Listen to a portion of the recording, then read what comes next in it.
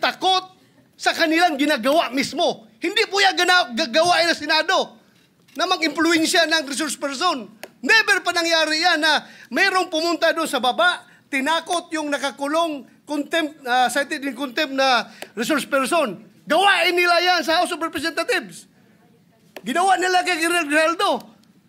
Kaya huwag tayong basta-basta bumigay sa kanila dahil we should be independent from them, Mr. President. Hindi natin sila dapat sundin kung anong kagustuhan nila. We have to stand on our own. Thank you, Mr. President. Mr. President, Yes, Senator Marcoleta. noong pong September 8, 2025, ako pa rin po ang chairman ng Blue Ribbon Committee. Ang Blue Ribbon Committee po ang nag-approve ng legal and physical custody nung ma-cite in contempt si Bryce Hernandez.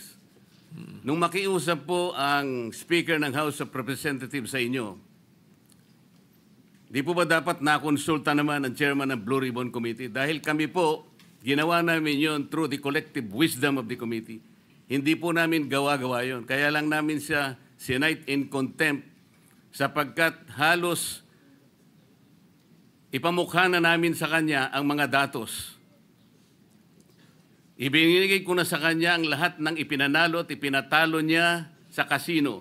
Pati yung ginagamit niyang dalawang ID na galing sa LTO, ayaw pa niyang aminin. Ganun po yung nangyari. Gusto lamang namin siyang turuan ng leksyon para sa ganun kahit papano baka maisip niya na dapat sana mapahiya na siya sa sarili niya kung meron pa siyang kahihiyan.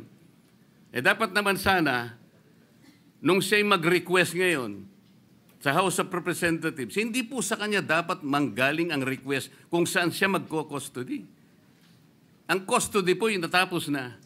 Nagsalita na po ang Blue Ribbon Committee. Bakit po hindi man lang nakonsulta ang Blue Ribbon Committee? Bakit kailangan po ang House of Representatives Speaker ang mananaig sa kanyang request? Kalabisan na po ba ang Blue Ribbon Committee noong araw na yon, Mr. President? May I be clarified on what date that transpired? Yesterday or September 8 po. Monday? Yes, Mr. President. Majority Leader. Monday was the hearing here in the Senate. Monday he was cited in contempt. But Yeah. the hearing in the House was on Tuesday, September 9. Yes, And Tuesday. as, So in the evening, Opo. when yesterday, no. So in the evening, when the Speaker called me, Senator Marcoleta was no longer chairman of the Blue Ribbon. No more because we had already elected It was Senator already Senator Lacson. Lacson. Yes. Ibig bang sabihin po, Mr. President, nawawala ng visa yung ginawa namin? Hindi. He's Ganun po pala. He's still in legal custody. Dapat po, Therefore, igagalang po kung ano yung aming iniwan. yes, you're, Doon tayo ang- magsisimula. Ang iniwan ninyo, cite in contempt. Hindi And po.